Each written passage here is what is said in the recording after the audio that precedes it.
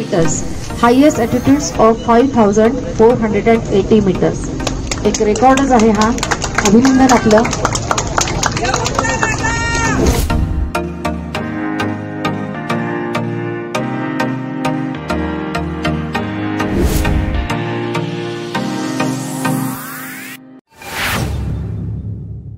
आपने अच्छा सुबह सुबह देखा होगा कई लोग सैर करते हैं या फिर साइकिलिंग करते हैं या फिर योग करते हैं, तो इन चीज़ों से जो है शरीर जो है स्वस्थ होता है. और आप साइकिलिंग करते हैं, जिस तरह आज की अगर दिनचर्या की बात करें तो सभी घरों में जो है गाड़ियां काफ़ी हैं, तो जो साइकिल जो है वो चलाना भूल जाते हैं, क्योंकि पुराने समय में की अगर बात करें तो साइकिलिंग पे ही जो है सारा काम होता था. और साइकिलिंग की बात करें तो एक ऐसा रिकॉर्ड जो है खैड़ के रहने वाले जो हैं गुरप्रीत सिंह, जिन्होंने तोड़ दिया है. कई स्टेटों में जो है हज़ारों किलोमीटर का जो है सफ़र साइकिल से तय कर लिया है.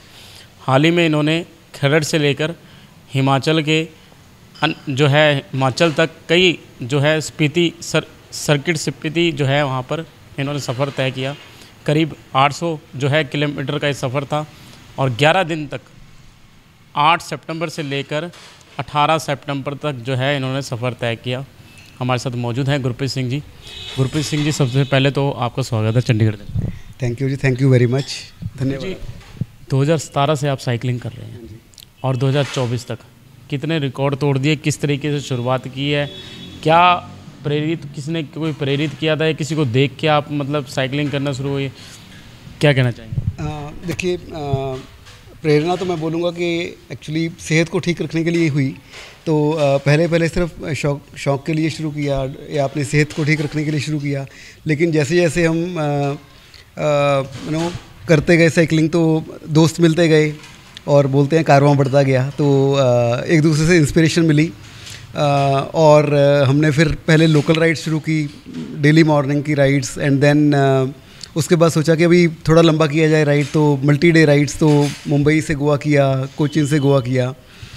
उसके बाद फिर सोचा कि अभी कोस्टल लाइन काफ़ी हो गई है. उसके बाद हिमालयाज़ में किया जाए, तो थोड़ा पहाड़ों में किया जाए. तो हमने मनाली से लेह से खारदुंगला, जो कभी वर्ल्ड्स हाईएस्ट मोटरेबल रोड होता था, वो किया. फिर सोचा कि थोड़ा ट्रैकिंग भी किया जाए. तो एवरेस्ट बेस कैंप जैसे ट्रैक भी किए लंबे वाले, जो 130 किलोमीटर्स है, मल्टी डे नेपाल में है. फिर ये इच्छा थी कि स्पीति सर्किट भी किया जाए अपने हिमाचल में. बहुत बढ़िया सीनिक टूर है स्पीति सर्किट, जो बहुत लोग नहीं जा पाते हैं. जाते भी हैं लोग तो सिर्फ गाड़ियाँ लेके या मोटरसाइकिल लेके जाते हैं. लेकिन साइकिलिंग वाले लोग ज़्यादा नहीं जा पाते हैं, थोड़े रोड्स भी नहीं हैं, तो और थोड़ा अनएक्सप्लोर्ड है, बड़ा डिफरेंट कल्चर है वहाँ का. तो वो करने की इच्छा थी, तो इस बार वो करने का मन बना, तो फिर 11 दिन का ये टूर किया. जी, 11 दिन का सफ़र जो है आपने तय किया, कितने एक दिन में अगर बात करें तो कितने किलोमीटर का जो है सफ़र तय कर रहे थे आप? देखिए, डिस्टेंस डिपेंड करता है कि आपका टेरेन कैसा है, कितना क्लाइंब है. आज उस दिन आप ज़रा क्लाइंब करने वाले हो कि डाउन हिल है. तो अगर मैं आपको एवरेज बताऊं तो 60 से लेके 100 किलोमीटर के बीच में हमारी राइड रहती थी. कभी 60 हो गया, कभी 70 हो गया, कभी 100 किलोमीटर हो गया. ऐसा पर डे की राइड रहती थी. तो उसके हिसाब से ये प्लान था. ऐसे में जो 11 दिन का सफ़र था, आप एक अमेरिकन कंपनी के साथ जुड़े हुए हैं, तो ऐसे में साइकिलिंग जो है 11 दिन तक आप करी आपने, तो ऐसे में आपने काम को कैसे मेंटेन किया? या सुस्ती, देखिए, जो आपको लंबे ट्रिप करने हैं, चाहे हिमालयाज़ में करना हो, ट्रैकिंग करना हो, साइकिलिंग करना हो, मल्टी डे जो टूर्स हैं, उसके लिए प्लानिंग करनी पड़ती है काफ़ी. तो काम को भी वैसे ही मैनेज करना पड़ता है. जैसे हम मान लीजिए फैमिली वैकेशन के लिए 1 हफ़्ते के लिए या 2 हफ़्ते के लिए जाते हैं, वैसे ही आपको इसके लिए भी टाइम निकालना पड़ता है. तो आप अपनी टीम को पहले तैयार करके आइए, ताकि वो 2 हफ़्ते आपके बिना काम मैनेज कर पाएँ. सो जैसे हम कोई भी काम अपनी छुट्टी के लिए मैनेज करते हैं, उसी तरह से ये भी मैनेज करना पड़ता है 2 हफ़्ते के लिए. तभी ये थोड़ा ऐसा लंबे वाले ट्रैक हो पाएगा, ट्रैकिंग या साइकिलिंग हो पाती है. आपकी 43 साल की उम्र है शायद? 48. हाँ जी, 48 की उम्र है इनकी, और इतने में जो है कई स्टेट जो है इन्होंने साइकिल से ही रिकॉर्ड तोड़ दिए हैं. और बड़ा ही अच्छा है जो स्वास्थ्य के लिए कहें तो. गुरप्रीत जी, मैसेज क्या देना चाहेंगे? जो युवा है आज के समय नशे की ओर बढ़ रहा है, आप इतनी उम्र में भी जो है साइकिलिंग कर रहे हैं. अक्सर जो है लोग सुबह ज़रूर जाते हैं आसपास में साइकिल से कुछ सामान ले आते हैं, मेरे फादर साहब भी अभी भी साइकिलिंग करते हैं, तो कुछ भी सामान लेके आना होता है तो वो साइकिलिंग से ही जाते हैं। तो इस चीज़ से मैं भी बड़ा प्रभावित हुआ हूँ। तो कहीं ना कहीं युवाओं को एक क्या मैसेज देना चाहेंगे, जो आज के समय जो युवा पीढ़ी है जो नशे की ओर बढ़ता जा रहा है? बिल्कुल, बहुत अच्छा पॉइंट आपने टच किया। एक्चुअली पहले तो ये है कि नशे सबको पता है, मतलब उसका एक नेगेटिव कॉनोटेशन है, और जो नशे करते हैं उनको भी पता है कि उन्हें नहीं करना चाहिए, राइट। तो उसके बारे में मैं ज़्यादा कुछ नहीं बोल सकता, मैं खुद नहीं करता, मैं तो यही बोलूँगा। दूसरा ये है कि साइकिलिंग जहाँ पे भी आपको मौका मिले आपको करनी चाहिए। अगर आपको थोड़ा सामान लेने के लिए जाना है, आपके पास साइकिल है, साइकिल लेके जाइए। या जैसे अब लो आपको आधा किलोमीटर, 1 किलोमीटर, 2 किलोमीटर पे कुछ वैसे ही ग्रॉसरी लेने जाना है, तो कार ले जाने की बजाय, स्कूटर ले जाने की बजाय चाहे ये तो पैदल जाइए, राइट, या साइकिल लेके जाइए। तो अपनी बॉडी को मूवमेंट रखिए। सी, आप ये मत सोचिए कि मुझे सुबह उठ के मॉर्निंग वॉक करनी है या साइकिलिंग करनी है, वही मेरी एक्टिविटी होनी चाहिए। आपको जो नॉर्मल डे की रूटीन में जो अपनी बॉडी को एक्टिव रखना है वो आई थिंक वो ज़्यादा इंपॉर्टेंट है। अगर मैं सुबह मॉर्निंग वॉक भी करके आता हूँ लेकिन दिन में आधा किलोमीटर चलने के लिए मैं स्कूटर निकालता हूँ, वो फिर मेरे हिसाब से पर्पस पूरा नहीं होता है। अगर आपको दिन में आधा किलोमीटर, 1 किलोमीटर, 2 किलोमीटर कहीं जाना है, तो आप, अगर आपका टाइम कंस्ट्रेंट नहीं है तो आप पैदल जाइए, साइकिल से जाइए रादर देन स्कूटर, कार से जाइए। तो ऐसे में जिस तरह गुरप्रीत जी अभी आप 11 दिन का सफ़र तय करके आए हैं, ऐसे में रास्ते में कई बार साइकिलिंग चलाते चलाते कोई प्रॉब्लम होगी या कोई पेट में दर्द हो गया या अन्य समस्याएं जो आ जाती हैं, तो ऐसे में आप मेडिसिन भी कोई कैरी करके जाते हैं? हाँ बिल्कुल जी, क्योंकि हम देखिए ऐसे एरियाज़ में जाते हैं, जब मान लीजिए हाई हिमालयाज़ में जा रहे हैं, तो आपको वहाँ पे तो ये सब मेडिसिन्स नहीं मिलेंगी, आपको पूरी फैसिलिटीज़ मिलेंगी नहीं।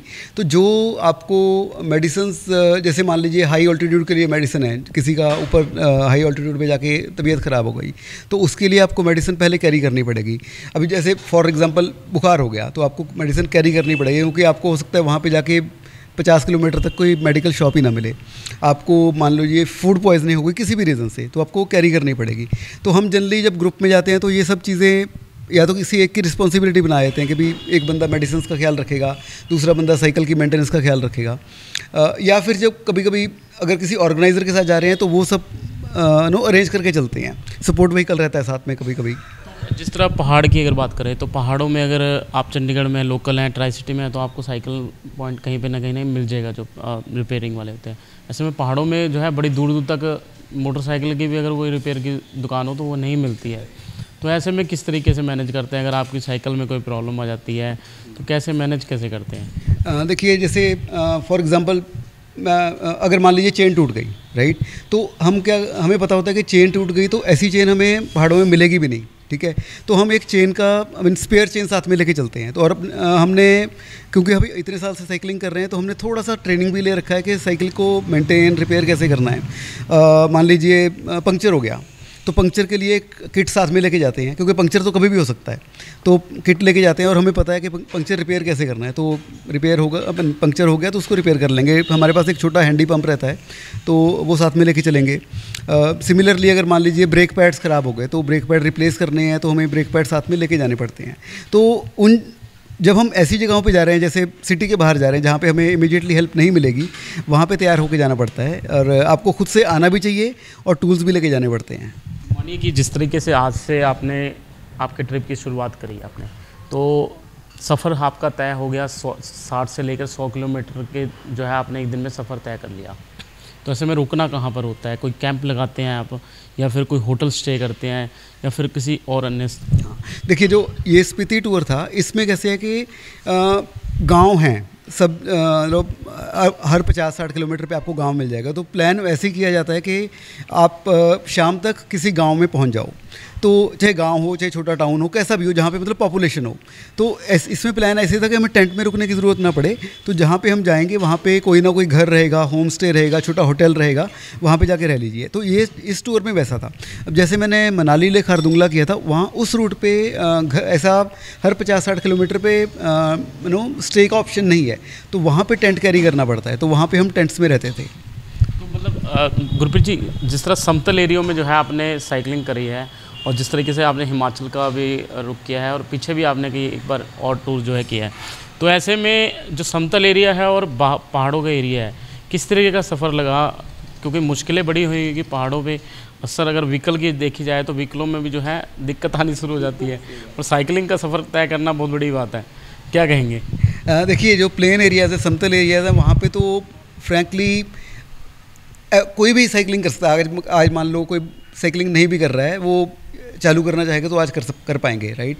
कोई ज़्यादा मुश्किल नहीं आएगी। साइकिल ख़राब भी हो गया तो आप शॉप में लेके जाइए, रिपेयर हो जाएगा।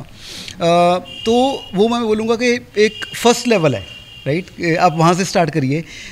एक बार आपको उसमें कॉन्फिडेंस आ गया, आपको लगता है कि अभी मैं समतल एरिया पे विदाउट एनी प्रॉब्लम, बिना थके थोड़ा साइकिलिंग कर पा रहा हूँ मैं, मुझे मुश्किल नहीं हो रही है, तो उसके बाद आप पहाड़ों में जाना शुरू करिए। आपको फिर पहाड़ों पे जाने के लिए जब क्लाइंब करना पड़ेगा, ऊंचाई पे जाना है, तो थोड़ी डिफरेंट टाइप की प्रॉब्लम्स आती हैं। अगर आप ज़्यादा ऊंचे हिमालयस में जाओगे तो आपको सांस की प्रॉब्लम भी आ सकती है। तो वो फिर मैं बोलूँगा कि एक मैक्सिमम वो मोस्ट डिफ़िकल्ट ग्रेड है। तो आप मतलब ग्रेजुअली शुरू कीजिए, समतल एरिया से शुरू करिए, फिर थोड़ा सा कभी जो आपके घर के आसपास थोड़ा सा क्लाइंब है वहाँ पे करिए, फिर उसके बाद आप देखिए कि भाई अगर आपकी बॉडी अलाउ करती है तो आप हाई हिमालयस में जाइए।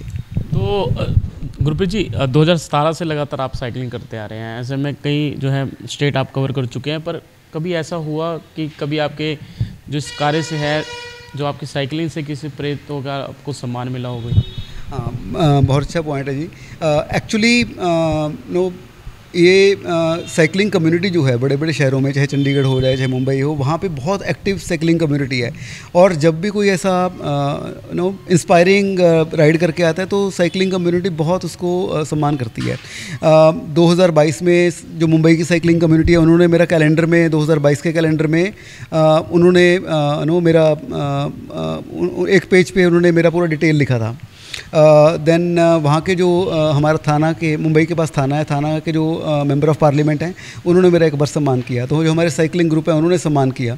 तो इससे जो साइकिलिंग करके है उसको एनकरेजमेंट मिलती है, और जो बाकी लोग देखने वाले हैं और ग्रुप में लोग हैं, साइकिलिस्ट हैं, जो साइकिलिस्ट नहीं भी हैं, उनको भी इंस्पिरेशन मिलती है। तो मैं बोलूँगा ये बहुत इम्पॉर्टेंट है कि आप जो भी कुछ इंस्पायरिंग कर रहा है आप उसको थोड़ा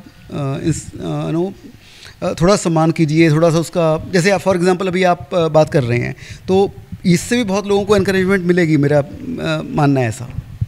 गुरप्रीत जी, एक एक और सवाल था कि जिस तरीके से आप साइकिलिंग कर रहे हैं और इतनी उम्र में आपने जो है शुरुआत की है, तो कहीं ऐसा नहीं लगा कहीं परिवार का कभी समर्थन ना मिला हो? परिवार वाले कह रहे हैं कि इतनी उम्र में अब क्या साइकिलिंग शुरू कर दी, इतने दिन तक बाहर, घर से बाहर, तो कभी ऐसा भी कभी हुआ? देखिए, जब कोई भी चीज़ नई शुरू करते हैं तो सबको लगता है, पूरी दुनिया को लगता है कि ये थोड़ा सा मुश्किल काम हो जाएगा, कहीं कर पाएंगे कि नहीं कर पाएंगे। तो उस टाइम पे आपको सेल्फ कॉन्फिडेंस पहले तो होना चाहिए। मैं आपकी बात काट रहा हूँ, दुनिया आपको कहेगी कि आप बहुत अच्छा काम कर रहे हो, परिवार जो होता है, चाहे आपका है चाहे किसी और का है, वो ज़रूर कहता है कि नहीं कुछ भी नहीं है, जीरो है, हर किसी का कहता है। तो नहीं, मैं फ्रैंकली मेरी किस्मत इस मामले में बहुत अच्छी है। मेरी फैमिली ने, मेरे पेरेंट्स ने, मेरे वाइफ ने, बच्चों ने बहुत सपोर्ट किया है। जब भी मुझे ऐसा साइकिलिंग राइड करना होता है, मैं एक बार मतलब फैमिली की सिचुएशंस देख के, फॉर एग्जांपल उस टाइम पे बच्चों को, फैमिली को मेरी ज़रूरत नहीं होनी चाहिए, उनका कोई टूर प्लान नहीं होना चाहिए, हम उसको देख के प्लान करते हैं। और फैमिली ने हमेशा सपोर्ट किया है कि आप करिए और सेहत के लिए अच्छा है, और वो भी देखते हैं कि औरों को इंस्पिरेशन मिलती है। तो मेरे पेरेंट्स बोलते हैं कि भाई बहुत अच्छा काम कर रहे हो, तो इंस्पिरेशन मतलब मेरी किस्मत उस मामले में बहुत अच्छी है। फ्रैंकली बोलूँ तो जो अच्छे मेरे ग्रुप में और लोग साइकिलिंग कर रहे हैं, उनकी फैमिली उनको सपोर्ट करती है। आप एक बार अच्छा काम करोगे ना तो फैमिली सपोर्ट करेगी।